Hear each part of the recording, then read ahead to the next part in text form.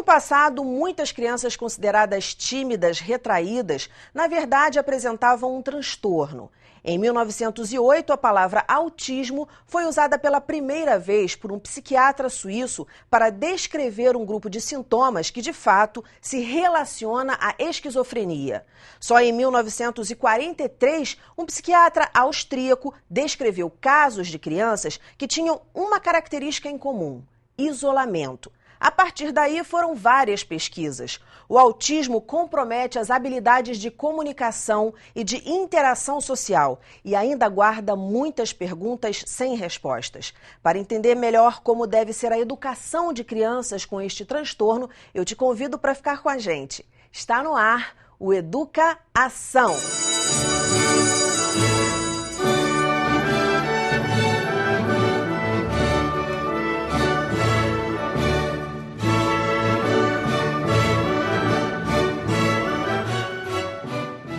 As minhas convidadas de hoje são Roberta Caminha, psicóloga, trabalha com desenvolvimento infantil, mais especificamente com autismo, Adriana Fernandes, fonoaudióloga, e Juliana Silva, professora, mãe de gêmeos com autismo. Muito bem-vindas ao programa. As mulheres grávidas geralmente fazem uma série de exames, por exemplo, exame para ver se a criança tem possibilidade de ter síndrome de Down. No caso do autismo, isso não é possível. Infelizmente ainda não existe nenhum exame específico que diga se uma criança vai ou não ter autismo, né? Hoje em dia o diagnóstico, na verdade, é feito através de observação de um grupo de comportamentos, né? Então, mas assim, em termos de exames, não existe ainda nada específico, até porque ainda não se sabe qual é a causa do autismo, né? Exatamente. Ainda não tem gene definido, né? Por isso que o exame genético ainda não traz nenhum retorno tão pontual para o autismo. Numa multicausalidade com um componente genético, mas ainda a interrogação ainda é muito grande com relação ao autismo. Mas alguns especialistas dizem que há 50% de chances do autismo ser herdado. Também isso confere mais fatores externos, como vocês disseram. Que fatores externos seriam esses? Mãe com mais de 30 anos, né? Algumas vacinas achavam que algumas vacinas, mas não tem nada a ver. Isso é uma discussão que não está confirmada. Mas uma coisa que, em relação ao diagnóstico, eu acho que é muito importante para toda a família saber o que aconteceu comigo. Quanto mais precoce for o diagnóstico, mais importante para o tratamento e para o desenvolvimento da criança. Então, por exemplo, aos 2 anos de idade, meus filhos não falavam. Isso já era uma coisa para o pai, a mãe, já ficar mais atento para esse desenvolvimento da criança, que, assim, teoricamente, já é meio irregular, né? Normalmente uma criança de 2 anos já sabe falar algumas palavrinhas e tal. Então, levar no neurologista, até os 3 anos, alguns médicos apontam que começar as terapias, começar todo o tratamento, quanto mais precoce, né, melhor no desenvolvimento da criança para frente. Né? Eu acho que isso é importante. Apesar de não ter o diagnóstico pelo exame, mas pela observação, você pode melhorar muito os sintomas. A dificuldade, na verdade, do diagnóstico, né, envolve algumas questões. Porque, por exemplo, as pessoas ficam sempre muito presas na fala. Né? A criança não falou e aí sim é um sinal de alerta. Só que já existem precursores da linguagem, que a gente chama, que já seriam indicadores de possível risco de autismo. Né? Que a criança não aponta, a criança não tem uma atenção compartilhada. O que é atenção compartilhada? Eu meio que chamar a sua atenção para alguma coisa através do olhar, né? Então, aquela criança que está vendo o avião, ela olha para você, olha para o avião, ela olha para você, ela está chamando você para compartilhar alguma coisa, né? E a criança autista não faz isso, ou faz de uma forma muito pobre, né? Uma qualidade ruim, né? Então, esses são indicadores que seriam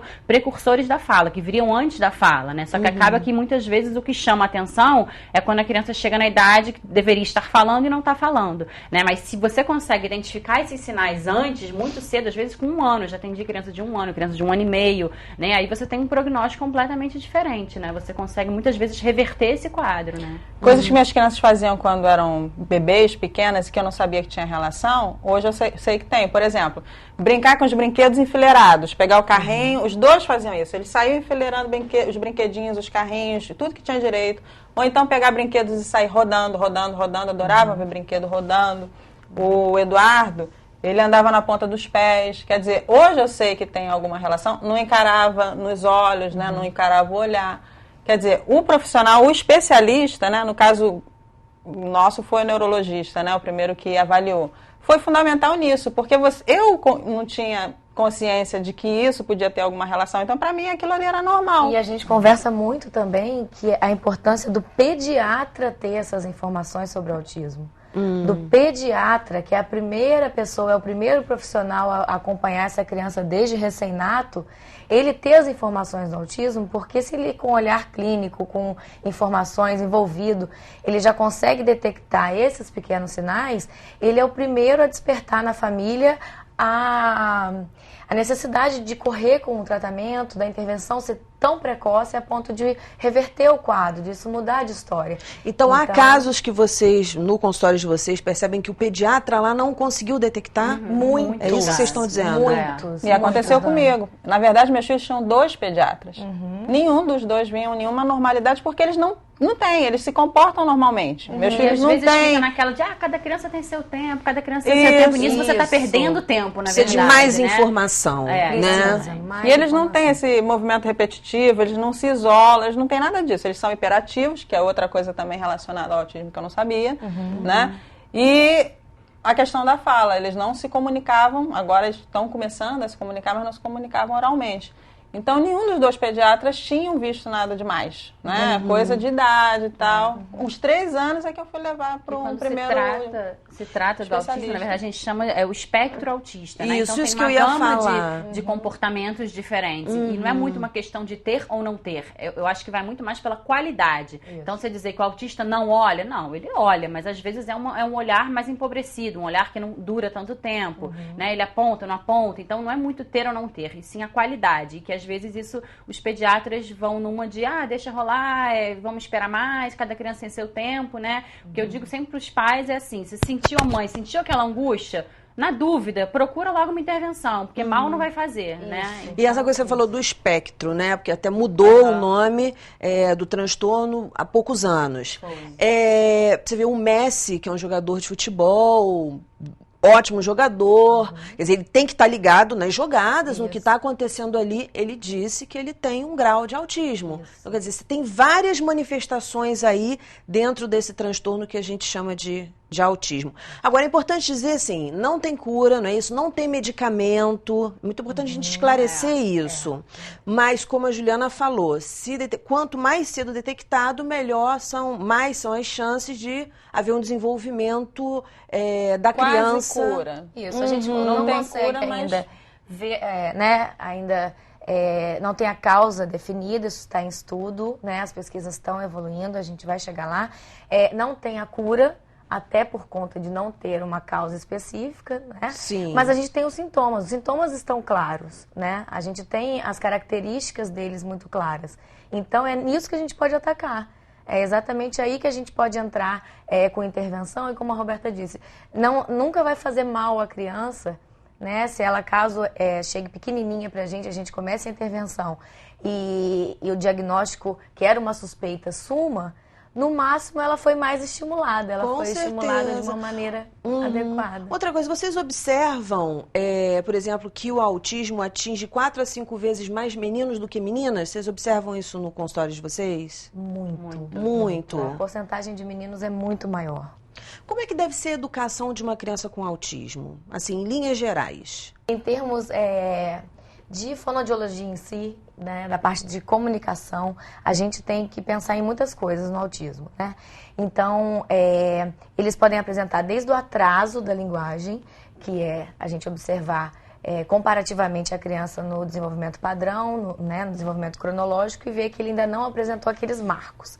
Assim como um desvio de comunicação, que não é o atraso, mas é um desvio. Por quê? Porque ele tem características específicas e diferentes que não aparecem, não surgem na criança de desenvolvimento típico. Um exemplo disso são as ecolalias, né? O que são ecolalias? As ecolalias podem ser tardias ou imediatas, são aquelas repetições de pedaços de palavras ou pedaços de frases que a criança faz. Pode ser um recorte de desenho, pode ser um recorte de uma fala que ela ouviu. Como trabalhar essa criança nesse caso? Pois a gente conversa muito porque tem vários tipos de abordagem no tratamento da criança com autismo, né? Então, e elas são bem antagonistas até. Então, dependendo da abordagem que a criança esteja inserida em tratamento, essas ecolalias vão ser tratadas de uma maneira e na outra abordagem elas vão ser tratadas de outra. Né? Então, assim, eu acho que assim, independente da abordagem até que se fale, eu acho que o mais importante é que seja uma equipe multidisciplinar, que a gente chama, né? Tem o envolvimento de uma fonoaudióloga, de uma psicóloga, de um terapeuta ocupacional, uma parceria com a escola. Então é muito importante que todo mundo esteja alinhado, né? E principalmente com a família, né? Para que você possa ter um trabalho completo, né? Que você possa abordar todas as áreas da vida da criança, né? Uma coisa importante, que foi a primeira coisa que a neurologista me disse, que o autista aprende aquilo que lhe dá interesse. Então, você primeiro tem que descobrir qual é o foco de interesse da criança. Se ela gosta do Toy Story, você vai fazer várias atividades diferentes ou proporcionar coisas que ele possa aprender, conceitos que ele possa aprender, envolvendo os bonequinhos, né, interagindo e tal. Você tem que descobrir o foco de interesse dele, porque eles aprendem normalmente mais facilmente do que eles se interessam. Outra coisa importantíssima é a repetição. Você tem que ser muito paciente, porque vai falar milhões de vezes a mesma coisa e ainda assim vai ter que continuar repetindo, não só falando, apresentando atividades de formas diferentes, né? Apresentar aquele mesmo conteúdo aquele de mesmo diferentes. conteúdo, né, brincando com um joguinho de xadrez, com um alfabeto, ou, não sei, tampinha de garrafa com alfabeto, enfim. Você tentando fazer conceitos diferentes em várias atividades diferentes, né? Isso é muito bom porque existem várias formas de aprender. Então, a gente tem que pensar em várias formas de ensinar, né? Não só a criança com autismo, como qualquer criança, enfim. Mas é isso, essas várias tentativas, a apresentação do mesmo conceito em vários contextos, traz ela vai pegar para aprender. Então, a gente que se esforce, né, em afetar essa criança de maneira que ela absorva esse conteúdo. Até porque não tem um padrão único de comportamento. Então, você não pode dizer, olha, funciona isso e faz isso que vai dar certo. Não existe protocolo. Você vai experimentando, por exemplo, meus filhos adoram tecnologia. Eles são viciadinhos mesmo. Se deixar, eles ficam o dia todo. Eu que tomo, eles ficam lá, vão lá na porta onde eu boto no quartinho. Isso otimizou muito a aprendizagem deles. Né? O Fernando é um pouquinho mais adiantado que o Eduardo, então já sabe alfabeto, já está começando a fazer continha, já sabe algumas palavrinhas. E o Eduardo, ele vai, mas ele tem um tempo diferente. Isso eu, como mãe de gêmeos, percebo, mas eu acho que todo pai, toda mãe também tem que entender isso. E cada criança tem seu ritmo mesmo, e você tem que respeitar isso. Sim. E quando você falou no interesse, quer dizer, a gente só aprende pelo interesse, a gente vê isso muito em crianças que não têm o transtorno do autismo. Verdade. Mas no autismo isso é mais forte. Vou pedir licença a vocês para fazer uma pausa. Agora a gente vai para um breve intervalo e volta já já. Não sai daí não.